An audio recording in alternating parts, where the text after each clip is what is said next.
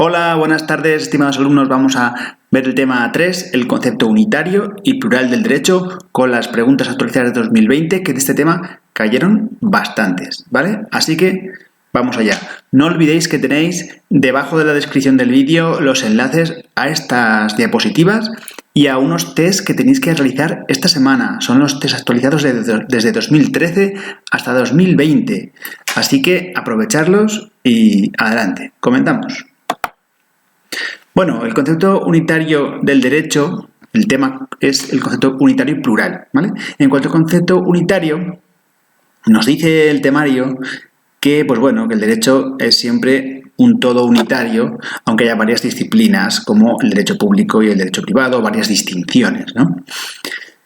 El hombre es un ser social por naturaleza, nos dice Aristóteles, y nos dice más cosas, que por ejemplo el ser humano se puede definir como zoon politikon o animal político o cívico. ¿Por qué dice esto Aristóteles? Pues dice Aristóteles esto porque dice que el Estado es una creación natural y por ello el hombre se le ha otorgado el don del habla. Por tanto, donde puede alcanzar la felicidad el hombre es en el Estado.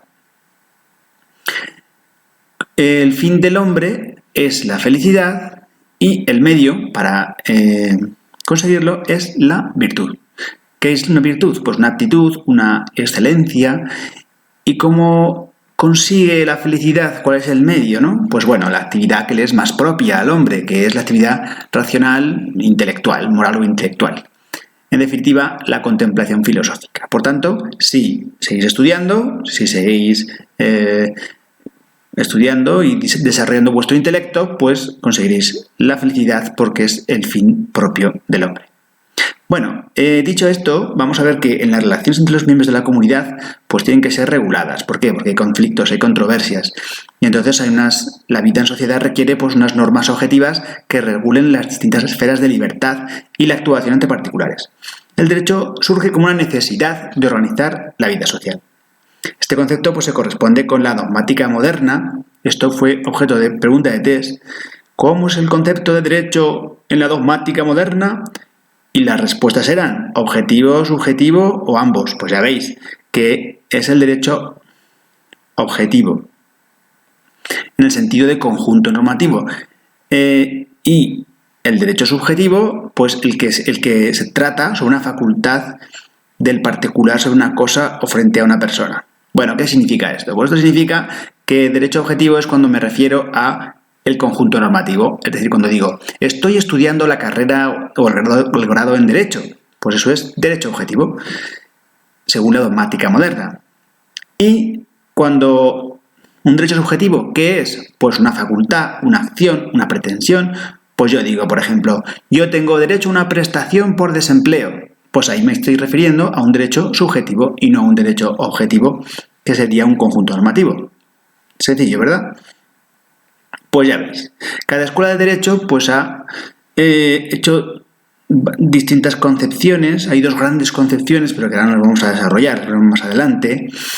Pero bueno, en definitiva, se recurre al derecho romano para explicar, entender y aplicar el derecho, como veréis. Porque el gran legado de Roma a la prosperidad ha sido el derecho. Su gran creación jurisprudencial desarrollada en la época clásica, los juristas ofrecían una solución litigiosa.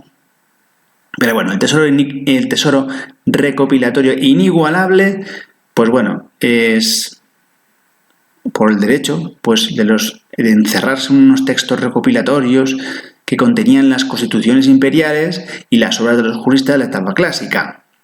Es decir, en Roma el derecho fue creado en respuesta a las distintas casuísticas emanadas de los jurisconsultos, de la autoridad de los jurisconsultos. Bueno, ha sido transmitido a través de los tiempos, pues en una de las compilaciones más importantes, que es la compilación justinianea, denominada así en el siglo XV como el Corpus Iuris Civilis, que ya lo vimos y lo seguiremos viendo. Ahí tienes una imagen de Justiniano. Ahora bien, el mismo acervo común, el derecho romano, casuístico o compilado, porque está ambos, ¿vale?, comprende tanto el llamado sistema abierto, el common law, como el denominado derecho continental de tradición napoleónica, que es el codificado, el sistema cerrado, que vimos en el tema anterior, y aquí nos lo vuelve a relacionar. Así tenemos el sistema anglosajón, que sirve de derecho práctico, problemático, casuístico, emanado de un modelo jurisprudencial romano clásico, el sistema abierto, common law, el que se basa en los precedentes, y por otra parte el sistema codificador o codificado, que entroncaría en el derecho recogido por la compilación justinianea, es decir, esa técnica de compilación, pues es el sistema codificado, el más europeo, el más romanístico, un sistema cerrado y compilado en códigos. Ya sabéis que ambas clasificaciones o esta clasificación no es rígida, sino que el sistema abierto pues tiene alguna nota, algunas codificaciones, y el sistema codificado pues deben tener en cuenta los precedentes, ¿vale? No son estrictos. Pues bien, vamos a ver la unidad y unicidad del derecho, que se declara en relación a un concreto ordenamiento jurídico. Parece que se contrapone al hecho de que está formado por una pluralidad de normas. Pues bueno, no.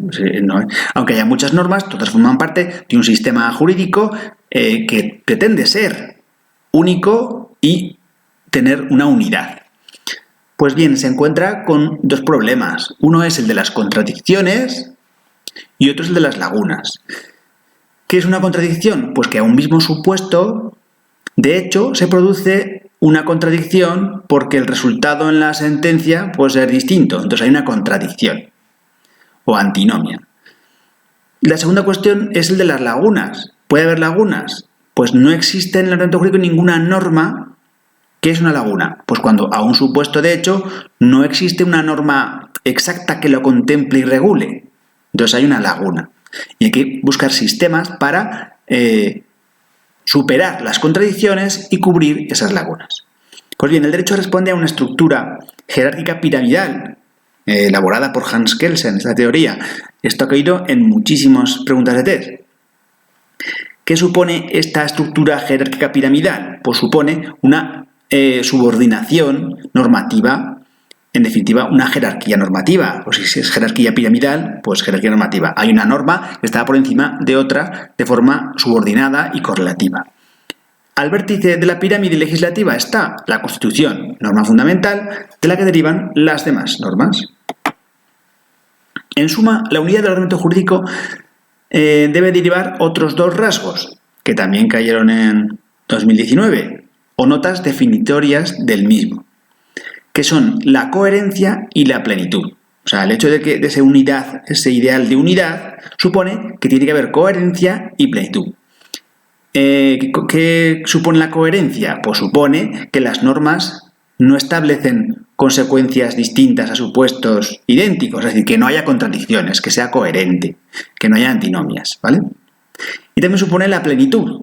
¿Qué significa esto? Pues que no haya lagunas, que ante una laguna, o si hay laguna, pues que haya una solución normativa.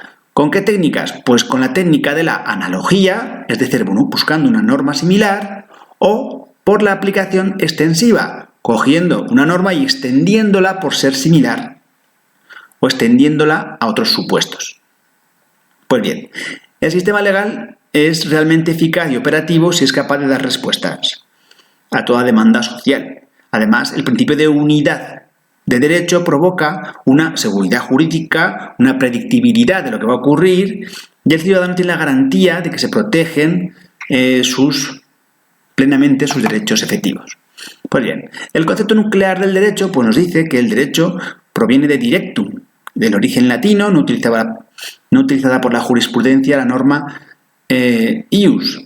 Su generalización se debe a que en la etapa posclásica, tras el cristianismo, pues el derecho se entiende por lo recto, adecuación a una conducta. Lo justo, el derecho, coincide con lo recto, entendiendo por tanto la adecuación de la conducta a aquellas normas que se establecen en el comportamiento que debe adoptarse para actuar correctamente. Ya veis. Los jurisconsultos clásicos utilizaron la voz ius, ¿vale? Entonces, ya lo veis. Los jurisconsultos clásicos, ius. Y, aunque, pues tenéis que en la época posclásica pues se hablaba del derecho. Tenedlo en cuenta para los test. Para iniciarse el conocimiento del concepto de derecho hay que acudir pues al digesto de Justiniano, que el mayor tesoro jurídico, ya lo veremos un día cómo es. El digesto es la parte esencial de la compilación justinenea, del llamado Corpus Juris Civilis, llamado así el siglo XV cuando se descubrió, y se inicia en el digesto con el título 1 del libro 1, que lleva por rúbrica la justicia y el derecho. El digesto es una compilación, es una obra recopilada, elaborada en el siglo VI después de Cristo por mandato del emperador Justiniano. Pregunta de 2019-2020, ¿cuál fue el emperador que encargó recopilar?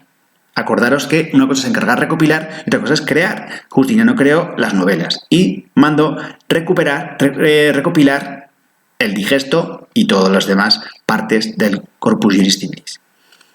Bueno, ¿esta recopilación sobre qué base se hace? Pues bueno, pues sobre varios temas clásicos, la etapa clásica que comprende pues del siglo I, a partir de los siglos de 1 antes de Cristo a comienzos del 2, ¿no?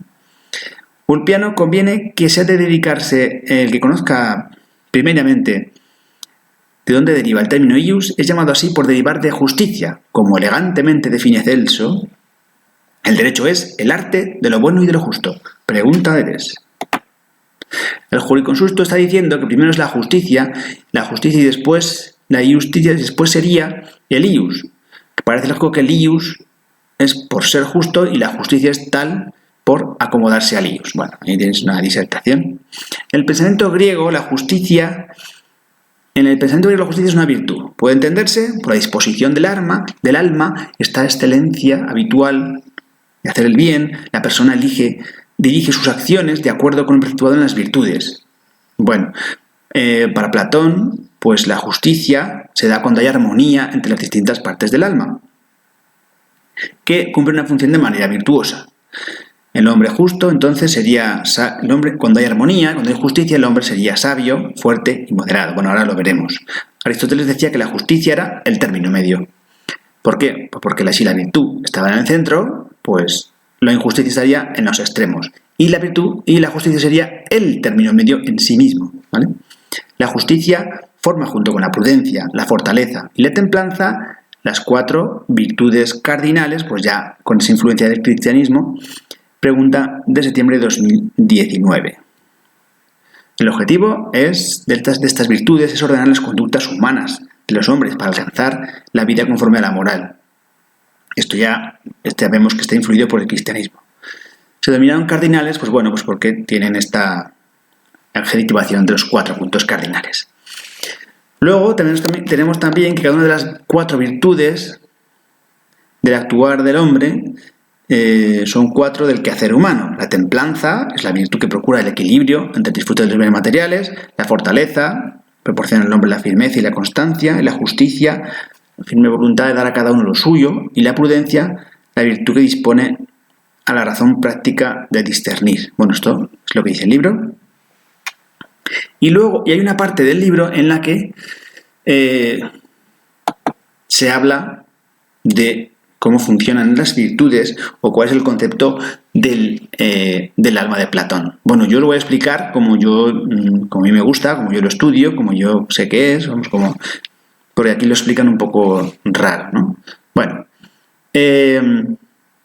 Platón nos quiere explicar cómo son las partes del alma, ¿no?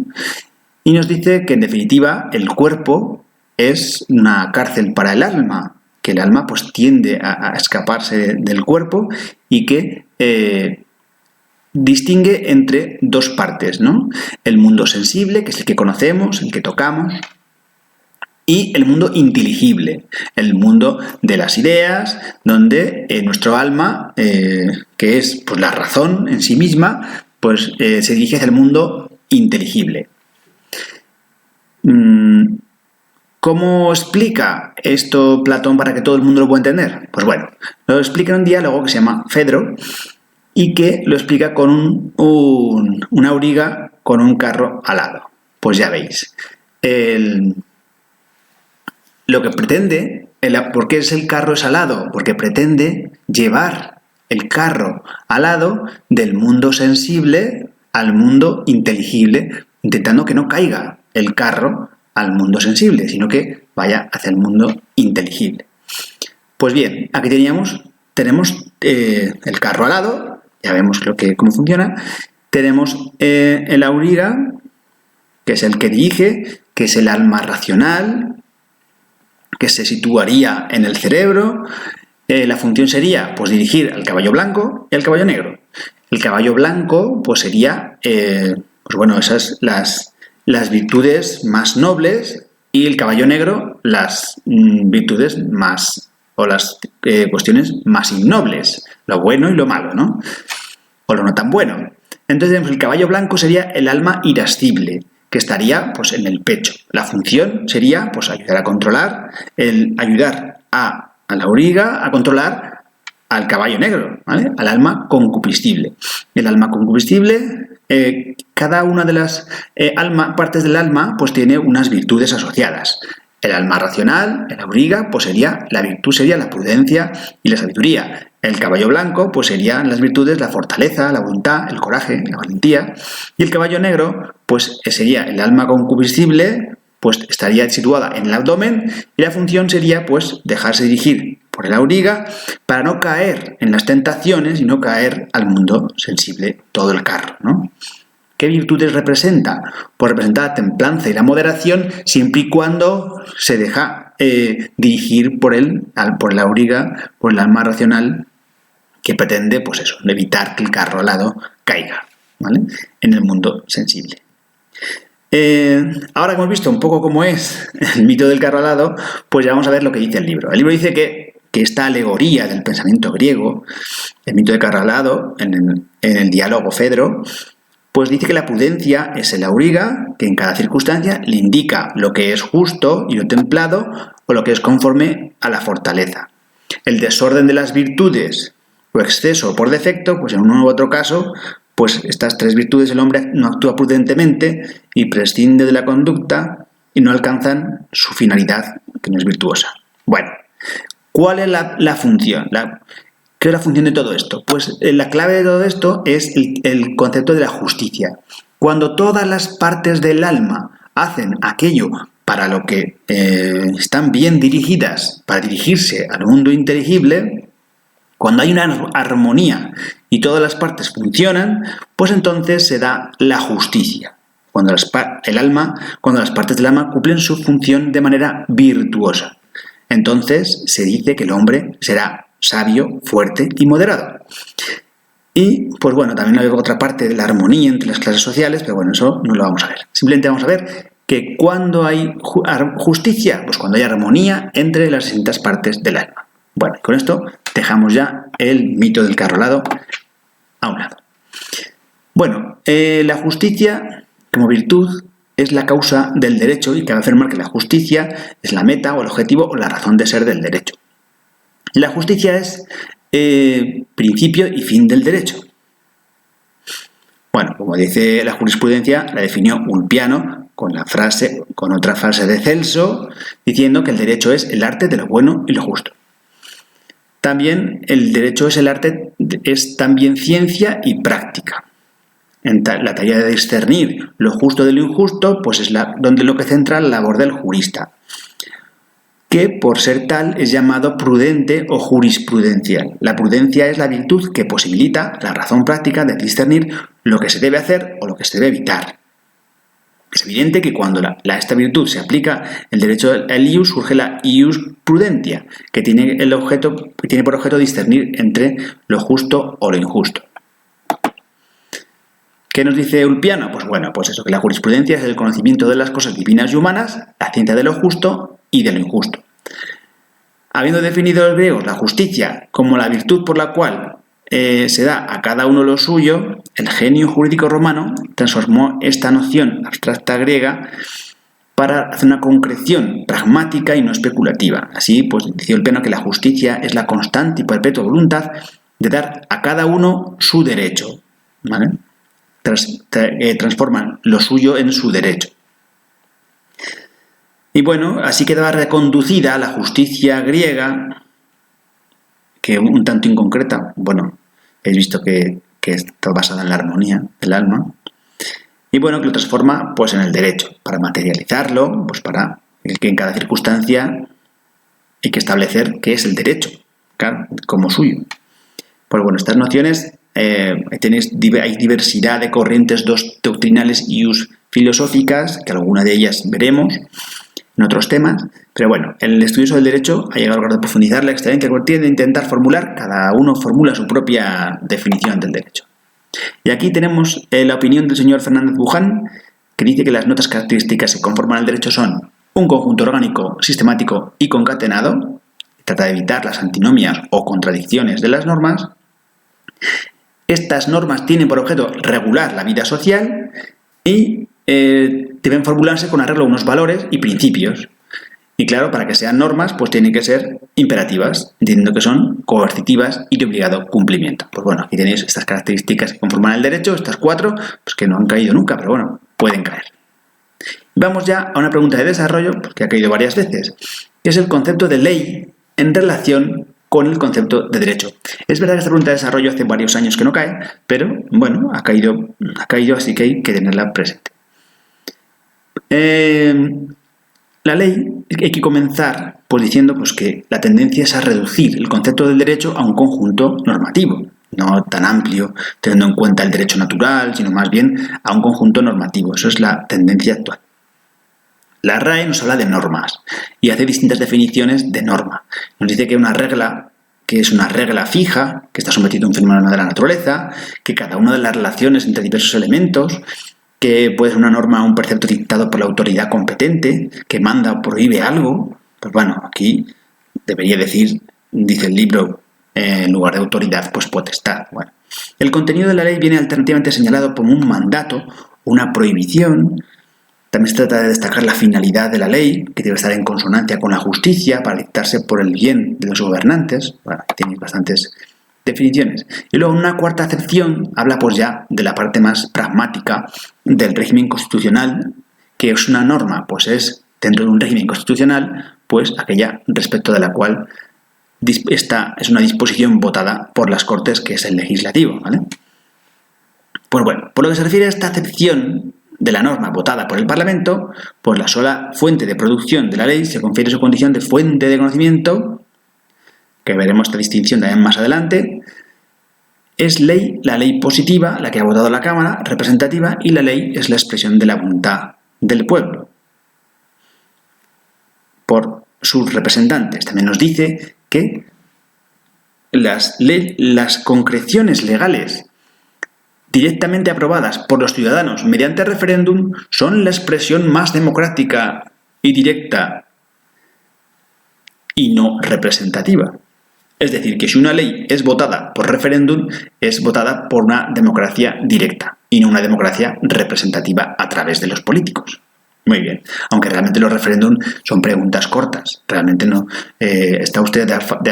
¿Vota usted la Constitución? ¿Sí o no? Claro, luego ya. Pero bueno, es verdad que esa ratificación mediante referéndum o esa expresión de la voluntad mediante referéndum, pues sí que es una democracia más directa que la representativa a través de políticos. Es evidente pues, que el positivismo español, es decir, ¿qué es el positivismo? Pues coger una norma o una regla y positivizarla y convertirla en una norma jurídica. Hay expresiones que se adentran también en el ámbito moral, no solamente en la norma. Pues, ¿qué expresiones son estas? Pues hay expresiones como a toda ley, y hace referencia a la estricta sujeción a lo justo. O la ley de caballero, dice que asegura la verdad de lo afirmado. Esto cayó antes, o sea que no hay que dejarlo pasar. Con todas las de la ley, supone el cumplimiento ético de lo debido. Esto es de buena ley, pues de perfectas condiciones morales. De ley, de forma recta u ordenada.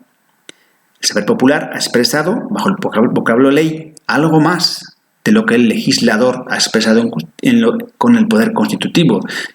Es decir, que el saber popular pues, ha metido algunos ámbitos morales también dentro de estas expresiones. Bueno, sin más misterio. El árbol del derecho. El derecho pues, es muy amplio. Aunque conforma un todo unitario, pues hay muchas divisiones prácticas, teóricas. Entonces se configuran ramas del derecho. El derecho le van creciendo ramas con el paso del tiempo. Hay divisiones de diferentes disciplinas jurídicas, pues no sé, imaginaros, dentro del derecho civil tenemos la rama del derecho mercantil, la rama del derecho de familia y bueno, pues distintas ramas. En la rama del derecho cambiario, pues tenemos muchas ramas. Y el derecho fiscal, pues tenemos muchas ramas que, como veis en el dibujo, pues derivan de la ley, del derecho. La realidad normativa, como actividad forense del ejercicio de la abogacía, es cada vez más especializada y esta división, pues bueno, da nuevas parcelas jurídicas en plena expansión. Es decir, pues que la actividad de la abogacía pues siempre da lugar a expansión de nuevas ramas.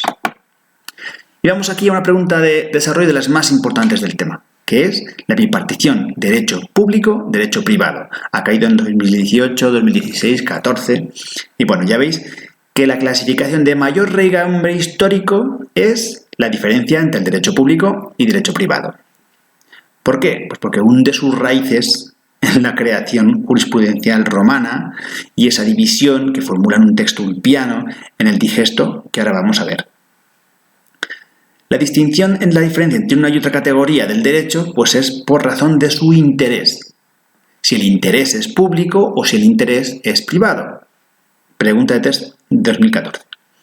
Y así Ulpiano, en el siglo XIII después de Cristo, que también cayó de examen, nos dice que el derecho público es el que respecta del Estado y el privado respecta a la utilidad de los particulares. ¿Veis esa diferencia del interés? El derecho público consiste en el ordenamiento religioso, los sacerdotes y los magistrados, y el privado es pues, el de preceptos pues, naturales, de gentes, civiles. Pues ya ves, distinto interés. La diferencia por razón del interés de la cosa pública, pues bueno, o beneficio particular, es lo que va a diferenciar. Entonces tenemos la teoría del interés, que diferencia la relación jurídica, pues también la relación jurídica entre un ente público o un ente privado, porque el ente público en sus relaciones está en un orden de superioridad y en los privados, que somos nosotros, en nuestras relaciones sociales estamos en plano de igualdad. Dicho de otro modo, yo para arrendar un piso estoy en un régimen de igualdad con el arrendador. Pues acordamos un precio, acordamos unas condiciones y estamos en un plano de igualdad. ¿Vale? Sin embargo, si yo alquilo un piso o alquilo un local con un ente público, pues entonces me estoy sujetando a su posición de superioridad. ¿Por qué? Porque va a tener unos derechos en ese contrato. Por ejemplo, este es un ejemplo, que se llamarían pues, el ius variandi y el factum principis, que son prerrogativas de la administración en la contratación, porque tiene derecho a variar un poco el contrato o derecho a hacer algunos actos que se consideran como hasta de príncipes, es decir, pues coger y decir, bueno, aquí finaliza el contrato porque tengo unas necesidades o porque tengo que cambiar, bueno, pues que tiene ciertas prerrogativas. En las relaciones reguladas por el derecho público interviene el ente público en una posición de superioridad. Pregunta de desarrollo 2020. Y en el derecho público también hay un carácter imperativo. Entonces tenemos dos características. Derecho público, superioridad e imperativo. Ello implica que las normas son coercitivas o coactivas, ¿vale? Que te compelen a realizar algo. Las normas de derecho privado, en contraposición, pues son de carácter dispositivo y suelen tener carácter subsidiario. Entonces tenemos público, superioridad e imperativo, privado, dispositivo y subsidiario. ¿Qué significa subsidiario? Pues que las partes pueden regular su relación jurídica de acuerdo pues como lo acuerden las partes en las condiciones, en la relación, porque hay cierta libertad. Aquí tienes una clasificación, pero bueno, esto no entra en el libro, así que es mejor que utilicéis las palabras que están en el libro. Y cuando digáis derecho público, pues habléis de que es imperativo, de que hay una superioridad, y el derecho privado, pues que hay esa supletoriedad y que es esa subsidiariedad y que es dispositivo, ¿vale? Olvidaros un poco de esto, es más que nada orientativo este cuadro y dedicaros exactamente al literal del libro. Y aquí vamos a dejar esta clase, que hasta aquí llegamos en la clase y bueno, espero que os haya servido de mucho. Debajo en la descripción del vídeo tenéis los enlaces a este PowerPoint y sobre todo a las preguntas de test que han caído todos los años. Hacerlas esta semana y así os servirán para asentar conocimientos. Muchas gracias, gracias por seguirme, gracias por seguir las clases y nos vemos en el siguiente vídeo. Gracias.